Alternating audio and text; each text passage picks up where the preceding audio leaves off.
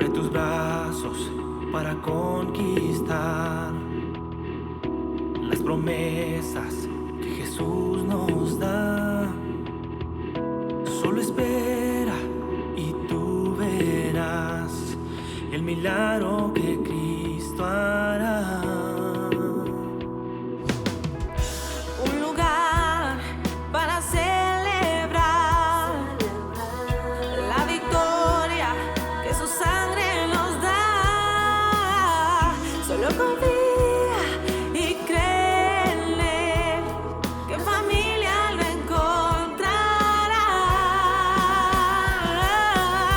Hay un lugar para todos, en familia de Dios.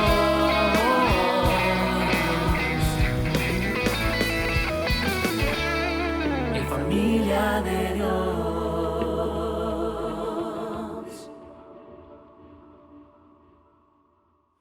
Señor, aquí estamos entregados y rendidos a ti.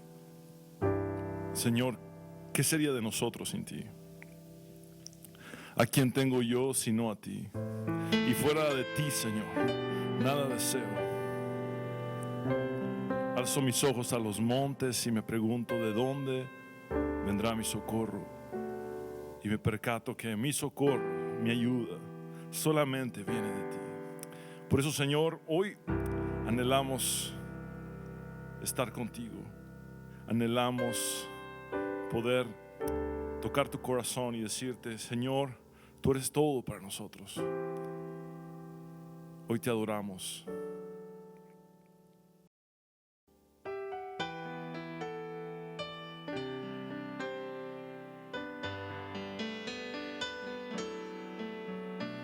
Tu misericordia es como un río. Tus manos traen sanidad. Los niños hallan en ti su refugio. Nadie como tú.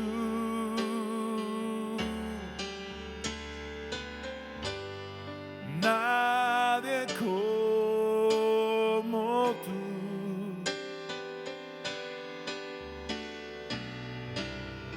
Nadie más llena mi ser como tú. Por la eternidad podría buscar, mas no hay nadie como tú.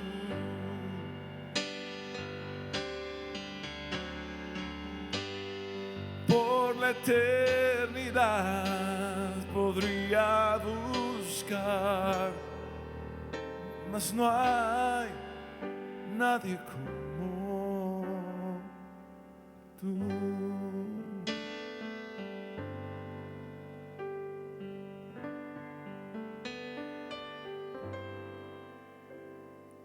Cristo, te exalto. Cristo, te adoro, porque tú eres mi Señor. Solo a ti daré la gloria y honor.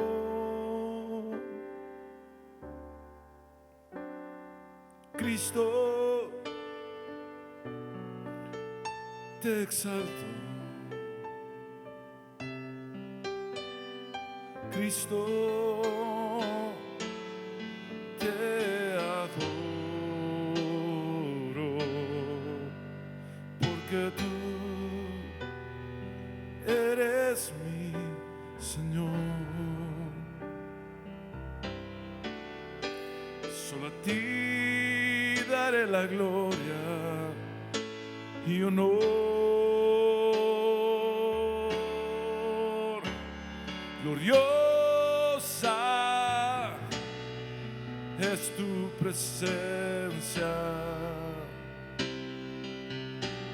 Me cubre y me da paz. Mi ser siempre proclamará que solo tú eres digno, que solo tú eres digno, que solo tú eres digno de adorar.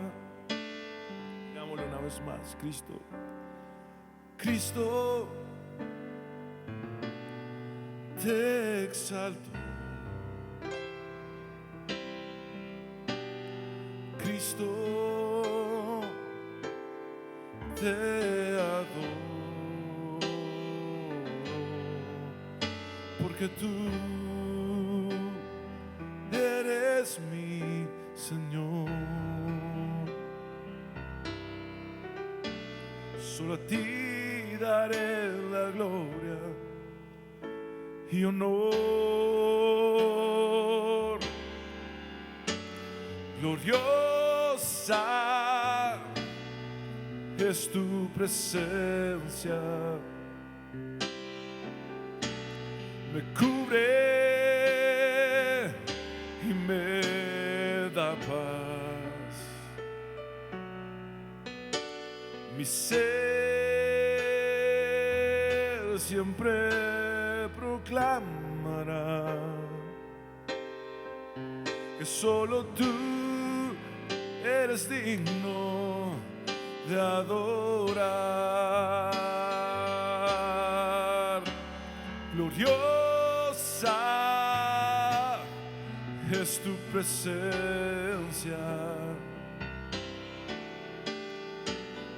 me cubre y me da paz.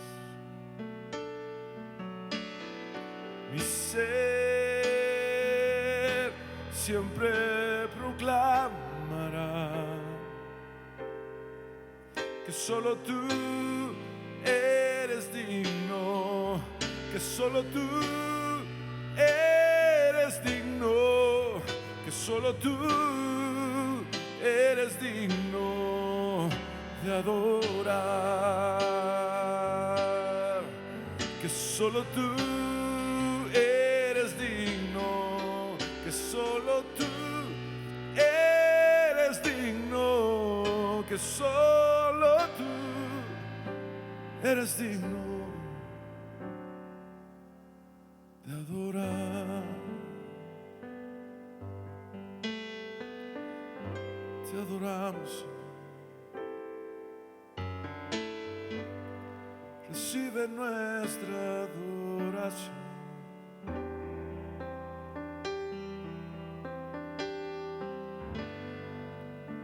Aquí estamos hoy delante de ti,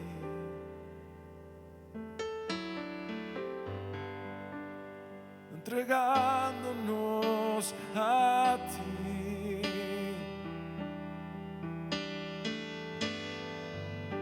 dándonos por completo, rindiéndonos a ti, Jesús.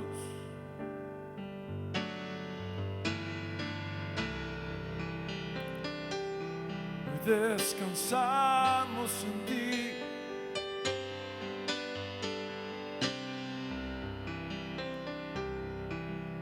y ponemos toda nuestra confianza solo en ti.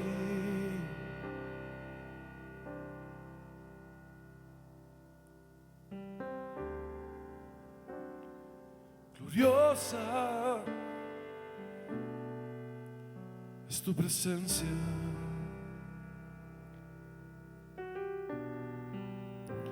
me cubre y me da paz. Mi ser siempre proclamará que solo tú eres digno de adorar. Gloriosa es tu presencia.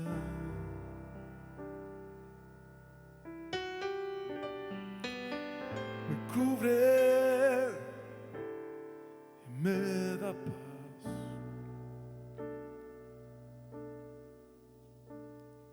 Mi ser siempre proclamará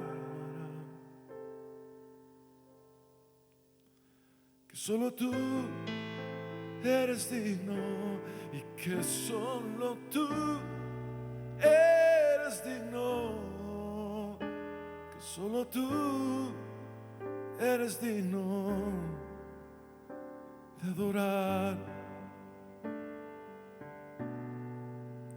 que solo tú eres digno, solo tú eres digno, solo tú eres digno de adorar.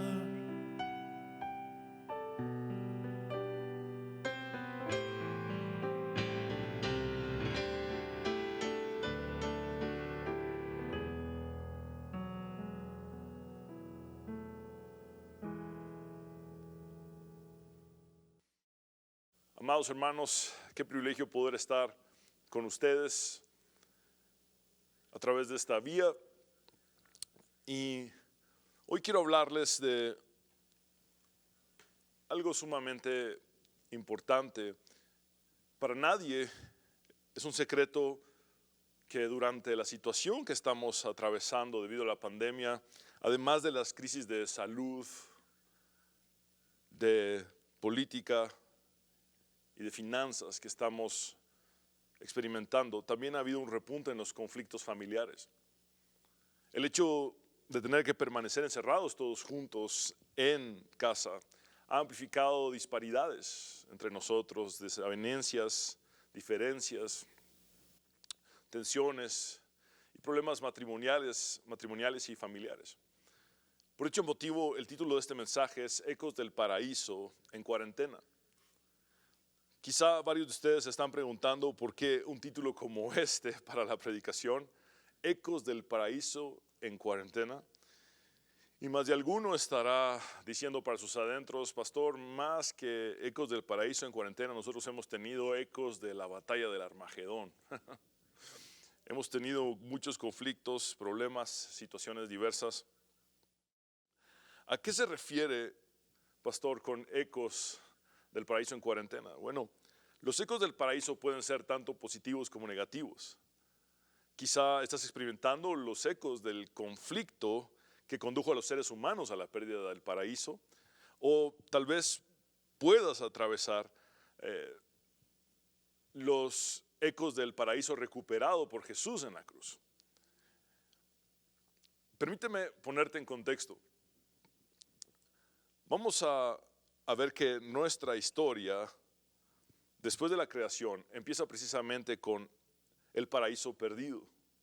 Dice Génesis 3, 23, 24, y lo sacó Jehová del huerto del Edén, para que labrase la tierra de que fue tomado, echó pues fuera al hombre, y puso al oriente del huerto de Edén querubines y una espada encendida que se revolvía por todos lados, para guardar el camino del árbol de la vida. Pero Jesús vino a hacer una nueva creación y en su sacrificio en la cruz vemos que Él nos ha dado el paraíso recuperado.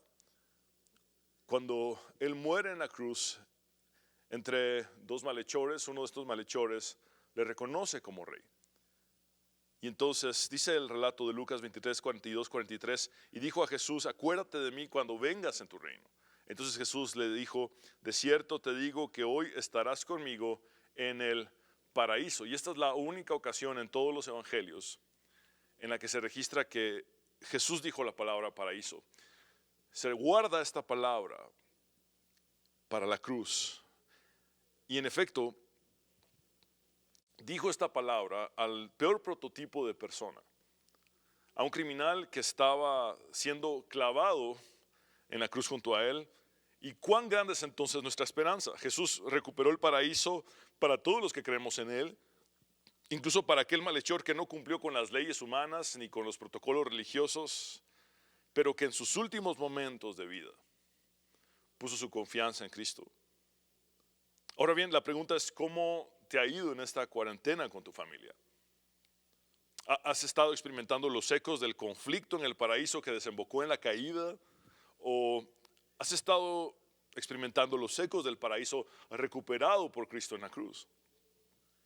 Recordemos el trágico evento que condujo a la humanidad a la pérdida del paraíso.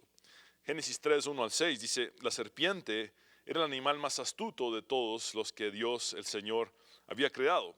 Satanás aparece con la forma de una víbora. Esto nos sugiere que la tentación se presenta disfrazada, también que llega de forma inesperada, sin previo aviso, y a menudo puede proceder de un subordinado. Recordemos que Dios había dado a Adán y Eva dominio sobre los animales, y la serpiente se presenta como un animal. Eva está delante, en teoría, de un subordinado, pero cae en la trampa de esta serpiente antigua, el diablo. Así que le dijo a la mujer, esta serpiente: así que Dios les ha dicho a ustedes que no coman de ningún árbol del huerto. La primera interacción de la serpiente antigua con los seres humanos consistió en distorsionar la palabra de Dios. En ningún momento Dios dijo al hombre y la mujer que no comieran de todo árbol o de todo fruto del huerto, sino que solamente se abstuvieran de uno solo, del árbol del conocimiento del bien y del mal. Versículo 2, la mujer le respondió a la serpiente: podemos comer del fruto de los árboles del huerto, pero Dios nos dijo: no coman del fruto del árbol que está en medio del huerto, ni lo toquen. La mujer añade a la prohibición divina el hecho de no tocar el fruto, algo que Dios no había instruido, y sigue diciendo la mujer: de lo contrario morirán. Entonces la serpiente le dijo a la mujer: no morirán. Y vean cómo entonces la serpiente pasó de distorsionar la palabra de Dios a negarla desvergonzadamente. Y luego el versículo 5 dice: Dios bien sabe que el día que ustedes coman de él, se les abrirán los ojos y serán como Dios, conocedores del bien y del mal. Ahora, con el engaño de una verdad a medias, ahora la serpiente cuestiona la bondad de Dios, es decir, el carácter y las intenciones de Dios. Y es que esto sucede cuando la palabra de Dios es cuestionada, también el carácter de Dios es cuestionado. Cuando el carácter de Dios es cuestionado, también la palabra de Dios es cuestionada. Y el mensaje de la serpiente implícito es el siguiente: hay algo que tú podrías ser que Dios no quiere que seas. Además, hay algo que tú podrías tener que Dios no quiere darte.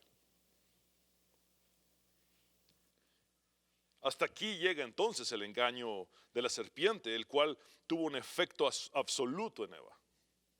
Y esto lo sabemos por las siguientes tres palabras. El versículo 6 dice: la mujer vio. Es decir, el engaño de Satanás afectó la reflexión racional y la percepción interna de la mujer. Es decir, cambió su forma de pensar, de comprender, de razonar, y entonces cayó por completo en la tentación. La mujer vio básicamente tres cosas: que el árbol era bueno para comer, apetecible a los ojos y codiciable para alcanzar la sabiduría. Tomó entonces uno de sus frutos y lo comió y le dio a su marido que estaba con ella, y él también comió. El texto nos da a entender entonces que Adán estuvo presente durante la conversación de la mujer con la serpiente. Ahora, noten las tres cosas que Eva vio en el fruto: que era bueno para comer, apetecible a los ojos y codiciable para alcanzar la sabiduría. Ahora, tratemos de encontrar el paralelo entre lo que la mujer vio en dicho árbol o dicho fruto y lo que el apóstol Juan escribe miles de años después. En 1 de Juan 2:16 dice el apóstol, porque todo lo que hay en el mundo, es decir, los deseos de la carne, los deseos de los ojos y la vanagloria de la vida, no proviene del Padre, sino del mundo. Vean cómo todo lo que el mundo ofrece, Juan lo resume a tres cosas. Y lo que la mujer vio en aquel fruto fueron tres cosas. Ahora, veamos esto en paralelo y recordemos que Juan también escribe en esa primera carta que el mundo está bajo el maligno. Entonces, la mujer vio que el árbol era bueno para comer y Juan nos dice que el mundo ofrece los deseos de la carne, es decir, el placer egoísta. En otras palabras, Dios me dijo que no lo hiciera, Dios me dijo que no lo comiera, pero voy a darle a mi cuerpo lo que me pida. Dios me dijo que no realizara esta acción, pero al final yo tengo el deseo de hacerlo. Y luego vemos que la mujer nota que el fruto era apetecible a los ojos y Juan habla de los deseos de los ojos. Esto es codicia, avaricia, ambición, quiero tener esto que me atrae. Y lo tercero es que la mujer vio que el fruto era codiciable para alcanzar la sabiduría y Juan habla de lo que es la vanagloria de la vida, es la búsqueda de posición, de poder y fama. Entonces la palabra de Dios trajo vida y orden. La de la serpiente produjo caos y muerte. La verdad es más antigua que la falsedad. La palabra divina vino antes que las mentiras satánicas. El hombre y la mujer cayeron en la tentación cuando cuestionaron la palabra y el carácter de Dios en sus corazones. Ahora, después de la caída, todo cambia. La relación de los seres humanos con Dios se ve afectada, la relación entre los seres humanos fue dañada y la relación de los seres humanos con el resto de la creación fue perjudicada. Es decir, fue un desastre en el paraíso. Debemos entender que tanto las prohibiciones como las provisiones de Dios son para nuestro bien. Te lo repito, tanto las prohibiciones como las provisiones de Dios son para nuestro bien. El salmista dijo, en mi corazón he atesorado tus palabras para no pecar contra ti. En el momento en que la mujer deja de atesorar lo que Dios había dicho y empieza a oír la voz de la serpiente, entonces está sentenciada a caer en la tentación, al igual que lo hizo Adán. ¿Te has puesto a pensar que el mismo Satanás que hizo caer a aquella primera familia en el paraíso quiere destruir también la tuya? Aquella primera familia estaba en un contexto perfecto, en un entorno maravilloso, en el huerto del Edén. Y aún en este contexto perfecto, esta familia cayó. Tampoco esta familia tenía herencia de ancestros o de el mal ejemplo de sus padres. No había nada de esto. Ellos cayeron en este contexto tan diferente al que nosotros experimentamos. No obstante, el libro de Hechos nos dice que de una sola sangre el Señor hizo todo linaje de la raza humana. Y entonces nosotros tenemos también características de aquella primera familia, de aquel hombre y aquella mujer en el huerto. Tú y yo tenemos una batalla que librar porque la caída de aquella primera familia sigue afectando a nuestras familias en la actualidad. En el resto del relato del Génesis encontramos los tres orígenes de todo conflicto familiar. El primer origen de todo conflicto familiar es la vergüenza. La vergüenza lleva a lo que es el ocultamiento, la mentira, la falsedad, la apariencia. Dice el versículo 7 del capítulo 3 de Génesis, en ese instante se les abrieron los ojos a los dos y se dieron cuenta de que estaban desnudos. Entonces tejieron hojas de higuera y se cubrieron con ellas. Ambos tuvieron una sensación de vergüenza tan arraigada que intentaron primeramente ocultar su desnudez el uno del otro. Pero ponte a pensar, eran esposos. No obstante, sintieron vergüenza de estar desnudos el uno frente al otro. Esto evidencia las relaciones humanas caídas en general. Noten que ellos se taparon las partes más diferentes en sus cuerpos. Y esa sigue siendo nuestra tendencia. Tapar aquello en lo que somos más distintos, ya sea en el corazón, en los sentimientos, en nuestros pensamientos. Tendemos a ocultar diferencias y a tratar de aparentar. Pero el intento de cubrir su desnudez con hojas de higuera fue sumamente absurdo porque su vergüenza siguió ahí.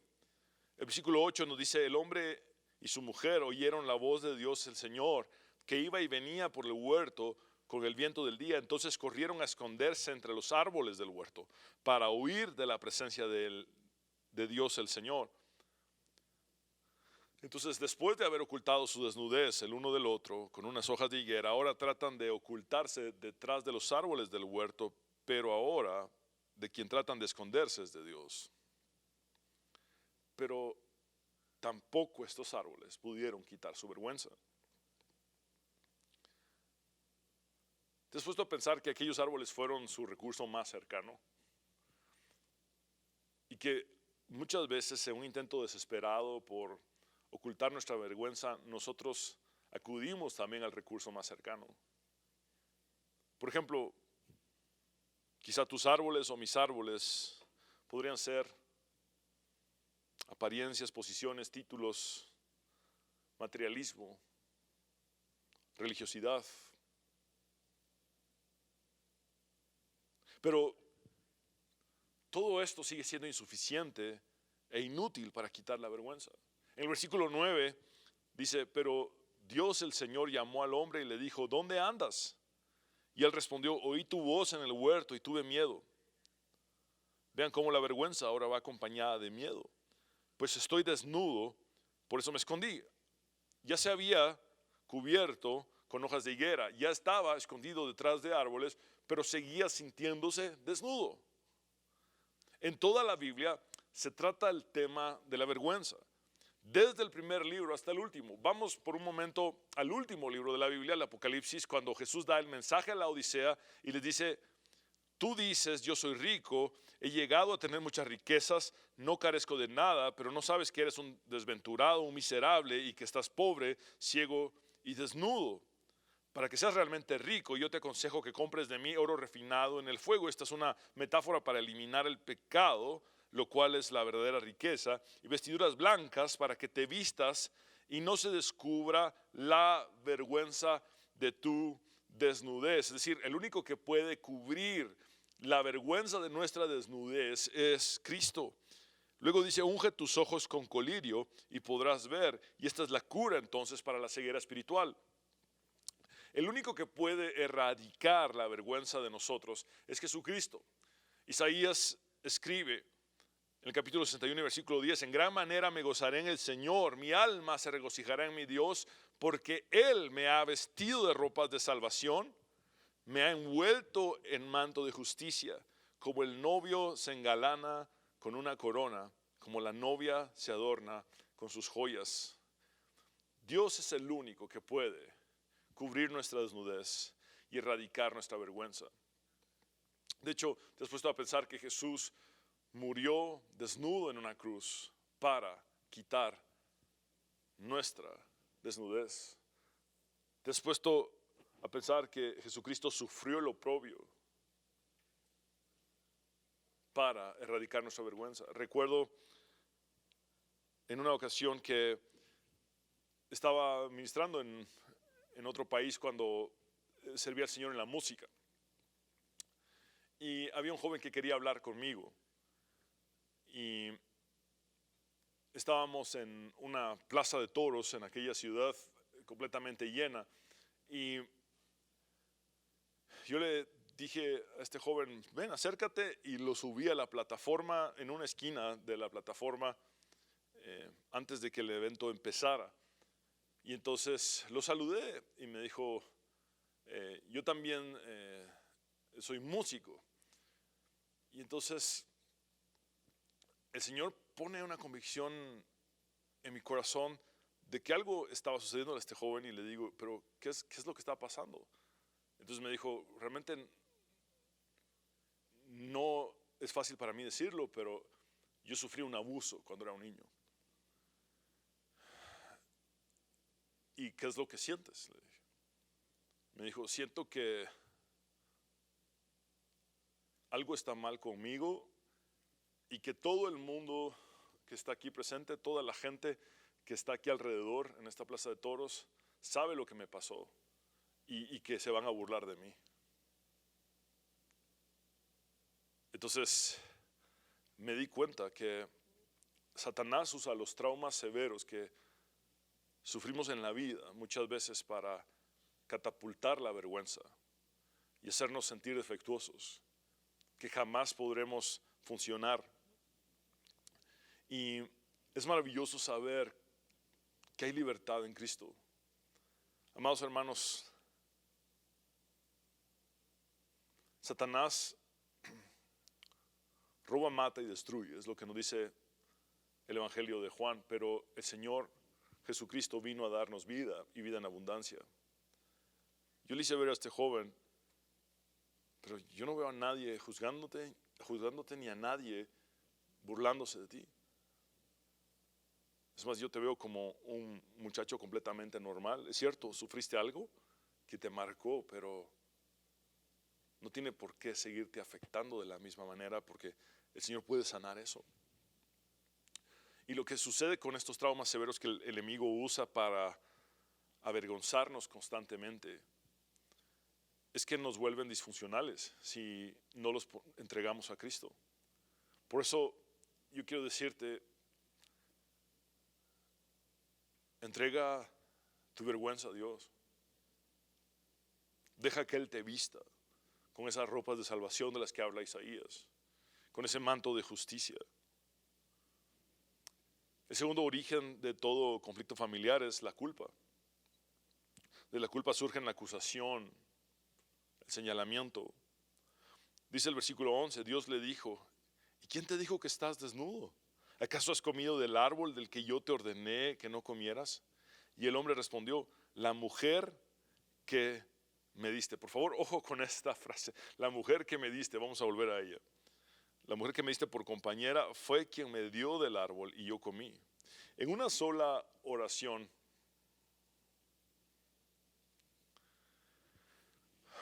corta, Adán culpa a dos. Básicamente está diciendo, es culpa de la mujer porque me dio del fruto y es culpa tuya, Dios, porque me diste a la mujer.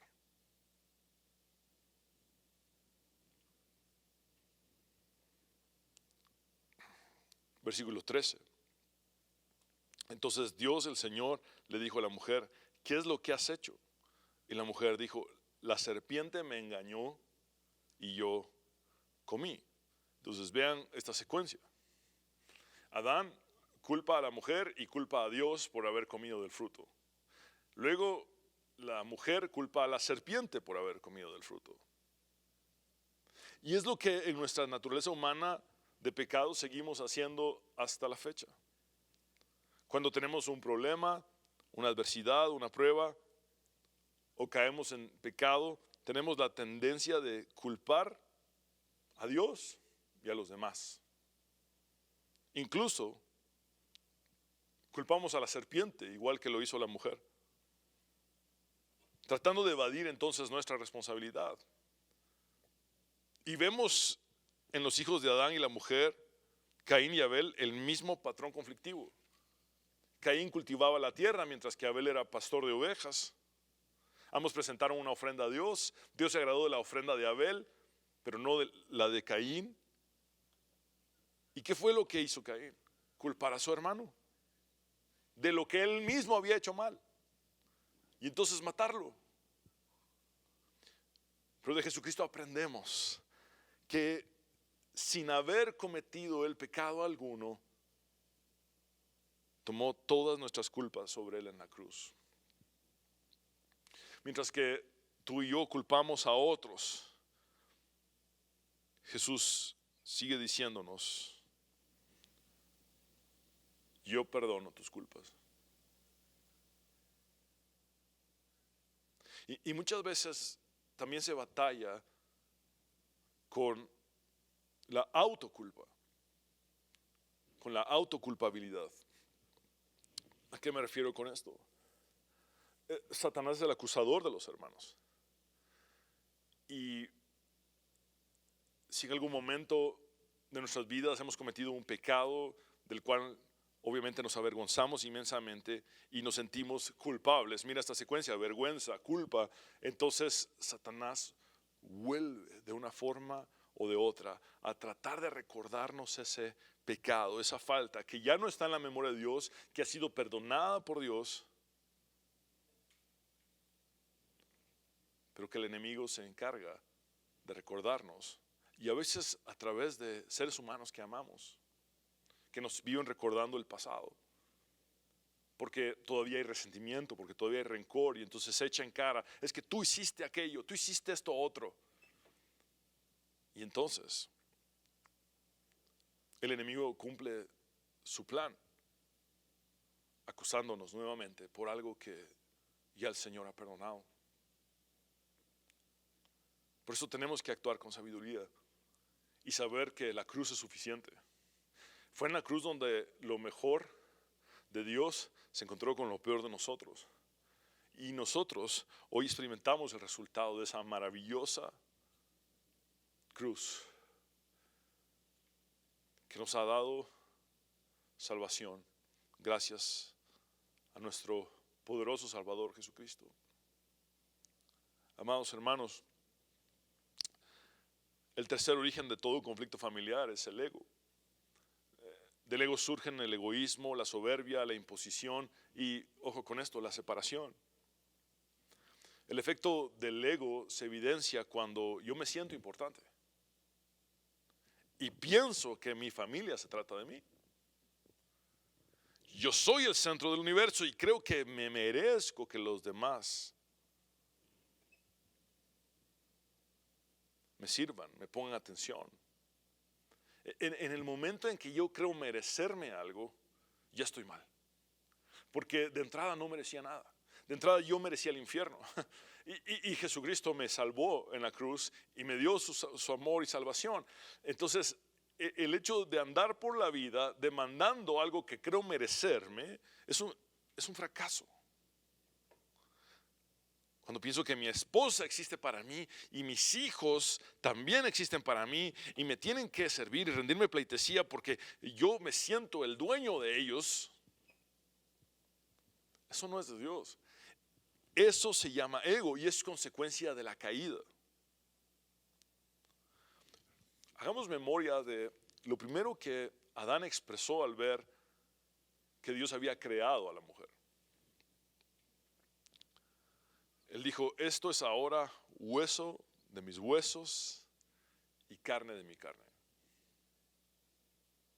Y ahora veamos lo que Adán hace después de que Dios les dicta a cada uno cuáles serían las consecuencias de la caída.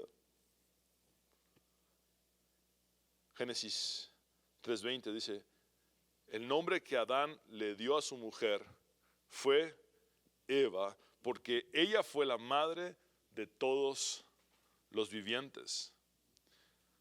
Amados hermanos, Dios le dijo a Adán que le pusiera nombre a los animales, no a la mujer, no a su esposa. ¿Cuál era el nombre de la mujer antes de la caída? Bueno, eso lo vemos en Génesis 5:2. Dice: los creó hombre y mujer y los bendijo. El día que fueron creados les puso por nombre Adán. Entonces, el nombre del hombre era Adán y el nombre de la mujer era Adán. ¿Por qué? Porque los dos eran una sola carne, eran un mismo ser.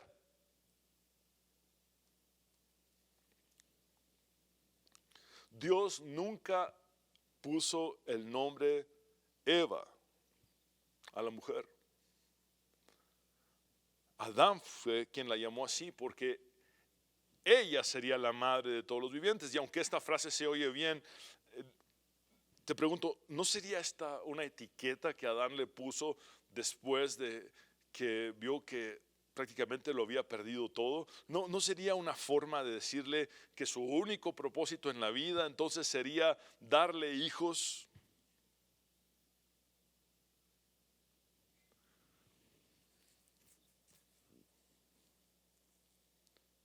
¿Será por esto que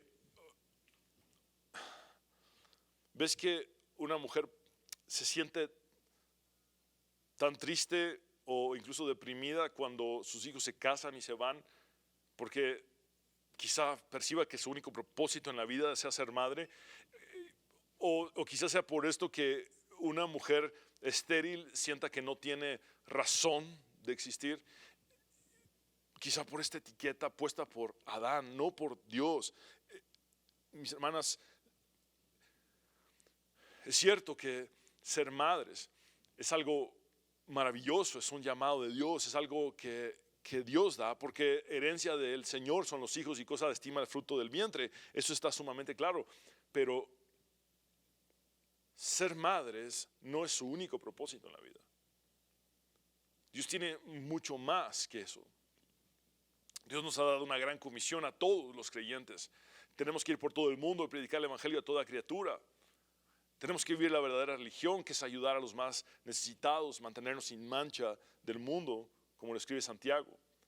Entonces, el etiquetar a una mujer como tú eres una máquina para darme hijos, o tu único propósito en la vida es darme hijos, es un error. De hecho, Jesús tomó en cuenta a la mujer de una forma maravillosa en un contexto del primer siglo donde el machismo era sumamente intenso. Los rabinos no enseñaban a mujeres. Jesús enseñó a las mujeres la verdad del reino de Dios. Incluso tuvo seguidoras mujeres. Las testigos de su resurrección fueron mujeres. Y vemos en el registro del libro de Hechos el término discípula en femenino. Hay mucho que Dios quiere hacer con las mujeres. Pero veamos cómo entonces se da esta lucha de los egos. En Génesis 3:16 dice: a la mujer le dijo Dios, aumentaré en gran manera los dolores cuando des a luz tus hijos. Ahora quiero llamar su atención sobre la segunda parte de este versículo. Tu deseo te llevará a tu marido y él te dominará. Por favor, vean bien esto. Tu deseo te llevará a tu marido y él te dominará. Por favor, repitan conmigo en su casa, tu deseo. Esa palabra en hebreo es teshuká. Y teshuká implica tu deseo de control, tu deseo de dominio, tu deseo de gobernar será sobre tu marido. Pero él va a terminar por dominarte a ti. Él va a terminar por controlarte a ti. Él va a terminar por gobernarte a ti. Entonces, es aquí donde esto desemboca en un círculo vicioso de destrucción de relaciones. La mujer quiere controlar al esposo y el hombre quiere dominar a la mujer, y entonces se termina en este círculo alienante, en este círculo destructivo, donde la relación va dañándose y dañándose y dañándose. Y para los hombres que estén diciéndole a su esposa o estén pensando, entonces yo soy el que va a terminar por mandar, quiero recordarte que esto es consecuencia del pecado, no parte del diseño original de Dios. Para los hombres es importante este mensaje. Dios no creó dictadores familiares ni déspotas. Nunca fue la intención de Dios que el hombre fuera un mandamás para su mujer. El liderazgo que Jesús nos modeló es de servicio y entrega total. En el diseño original de Dios, el hombre está para guiar, proteger, proveer. Lo ves en Adán. Adán tenía que cuidar de Eva y además tenía que trabajar el huerto. Entonces, tratemos, mis hermanos, de entender que esas pugnas constantes, esa lucha entre egos que tenemos, es resultado de la caída y que hemos sido ya redimidos por Cristo y necesitamos entonces tener un espíritu de servicio entre nosotros. Y esta es la conclusión de este mensaje. En Romanos 5, 17, 19, Pablo dice, pues el pecado de un solo hombre, Adán, hizo que la muerte reinara sobre muchos, pero aún más grande es la gracia maravillosa de Dios y el regalo de su justicia, porque todos los que lo reciben vivirán en victoria sobre el pecado y la muerte por medio de un solo hombre, Jesucristo. Así es, un solo pecado de Adán trae condenación para todos, pero un solo acto de justicia de Cristo trae una relación correcta con Dios y vida nueva para todos. Por uno solo que desobedeció a Dios, muchos pasaron a ser pecadores, pero por uno solo que obedeció a Dios, muchos serán declarados justos. Entonces, para el desastre que vino por medio de Adán, la única solución es Jesucristo. Entonces, ante la vergüenza, Cristo nos viste de salvación y justicia, de redención. Ante la culpa, Cristo nos da su perdón y nos invita a perdonar a los demás como Él nos ha perdonado. Y ante el ego, Cristo nos da el ejemplo de su entrega total y nos invita a aprender de Él, quien es manso y humilde, para hallar descanso para nuestras almas. Nota lo que Cristo hizo. Siendo Dios, se despojó a sí mismo. Y siendo hombre, se vació a sí mismo en la cruz. Se dio totalmente, se dio por completo.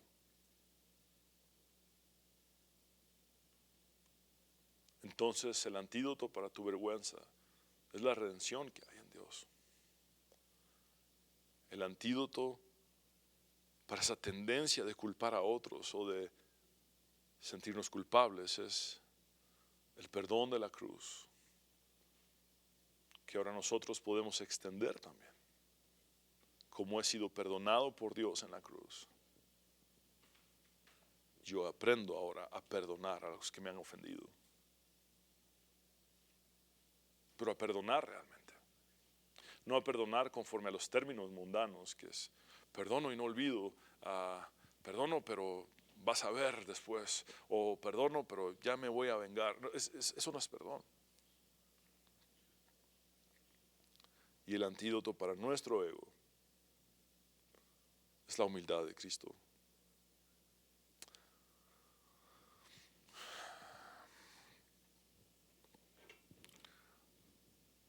Cuando nos casamos con mi esposa,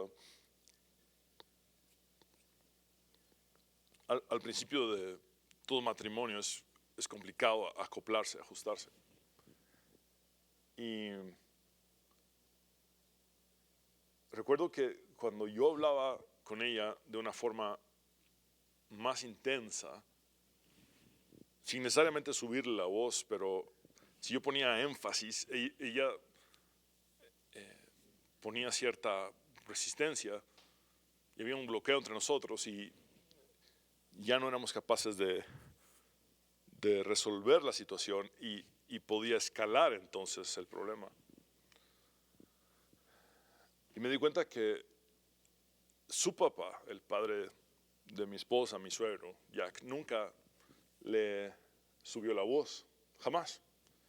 Mi suegro tiene un temple maravilloso. Nunca le grita a nadie y nunca en su historia como papá le subió la voz a sus hijos. Fue un hombre que obviamente los educó, pero jamás les gritó ni subió la voz. Entonces yo reflexioné en oración y le dije, Señor, ayúdame porque El estándar que mi suegro hizo o que mi suegro puso es sumamente alto. Jamás subir la voz. Ayúdame a no subir mi voz. Señor, cámbiame. Y entonces, realizando un estudio, una exégesis de el fruto del Espíritu, cuando llegué al término griego para mansedumbre, me di cuenta que la palabra griega es de muy difícil traducción. Sin embargo, la hemos puesto como mansedumbre en español, pero la palabra griega tiene el sentido de fuerza bajo control. Fuerza bajo control. Y fue así que en oración le dije al Señor, ayúdame a controlar la fuerza de mis palabras. Ayúdame a controlar la fuerza de mi tono para poder ser el esposo que tú quieres que yo sea.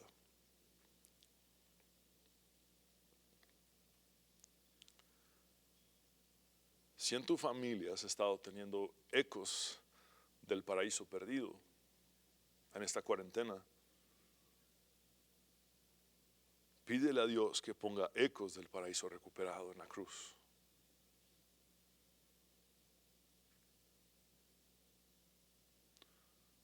Que la redención de Cristo inunde tu hogar, que su perdón llene tu casa.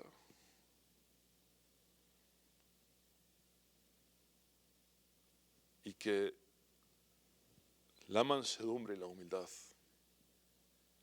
que Cristo nos mostró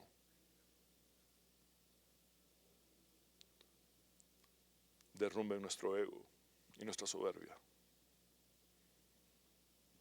y podamos restaurar así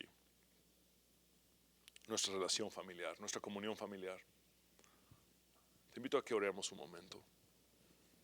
Señor, venimos delante de ti, reconociendo nuestra inmensa necesidad de entregar nuestras vidas a ti, de ser transformados por ti.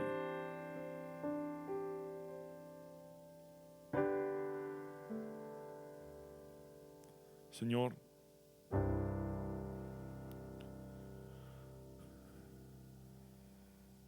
todos hemos pecado.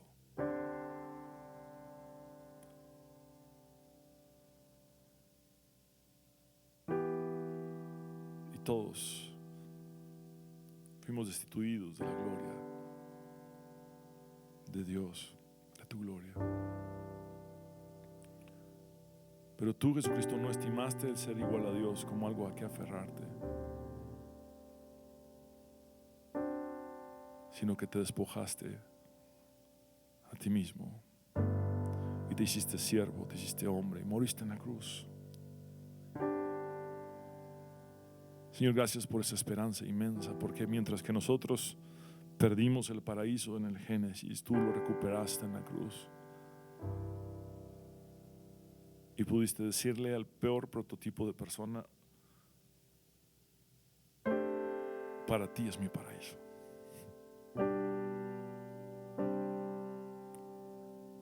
Señor, hoy ponemos nuestra vergüenza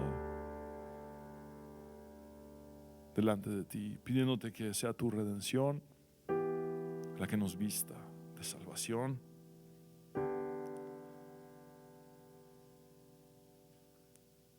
Pon en nosotros el manto de justicia. Señor, y ponemos delante de ti también la culpa, esa tendencia de culpar a los demás y esa tendencia de culparnos a nosotros mismos. Pon en nuestros corazones perdón. Señor, también ponemos delante de ti nuestro ego, nuestra soberbia,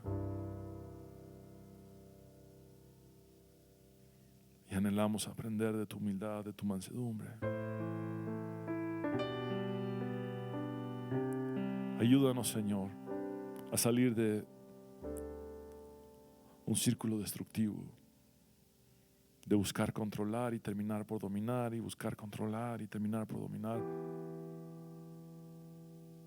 Y ayúdanos a ser siervos, a servir a los demás, a amarnos incondicionalmente, a no pagar mal por mal, sino incluso responder con bien cuando se nos ha hecho el mal.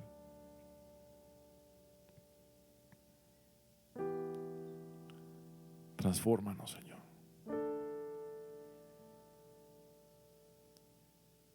Y cámbianos. Renuévame, Señor Jesús. Ya no quiero ser igual. Renuévame, Señor Jesús. Pon en mí tu corazón.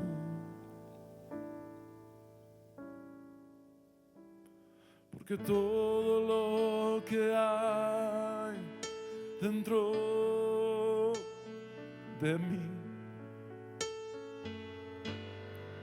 necesita ser cambiado, Señor.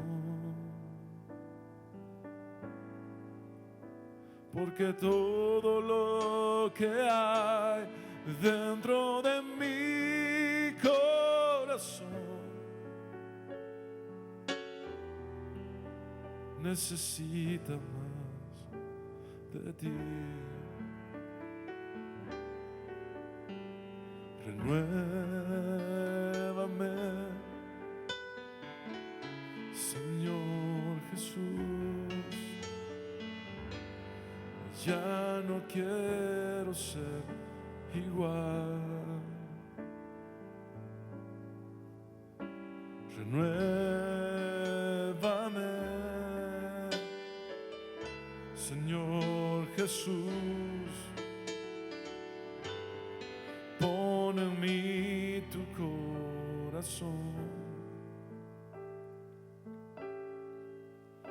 Porque todo lo que hay dentro de mí necesita ser cambiado, Señor. Porque todo lo que hay dentro de mi corazón necesita más de ti. Porque todo lo que hay dentro de mí necesita ser cambiado, Señor. Porque todo lo que hay dentro de mi corazón necesita más de ti.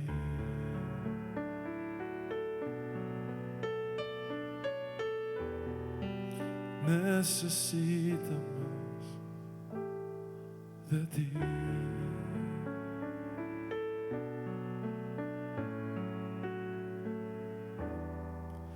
Necesita más de ti.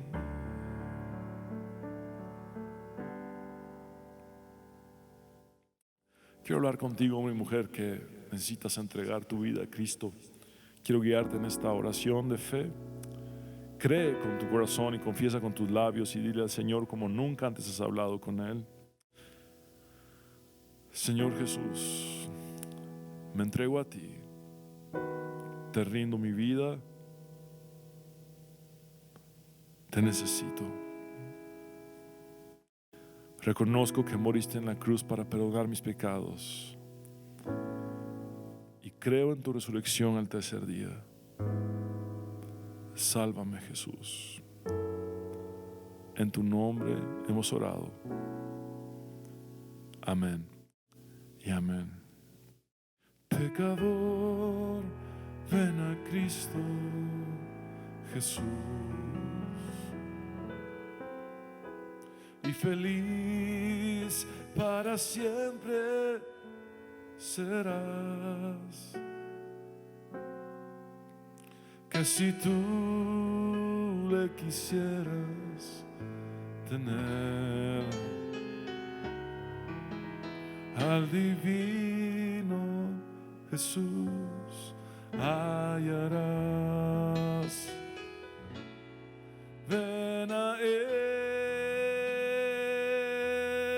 ven a Él, que te espera tu buen Salvador. Ven a Él, ven a Él, que te espera tu buen Salvador.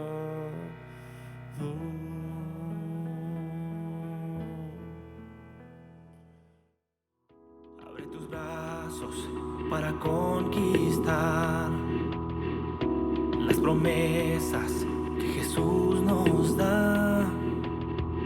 Solo espera y tú verás el milagro que Cristo ha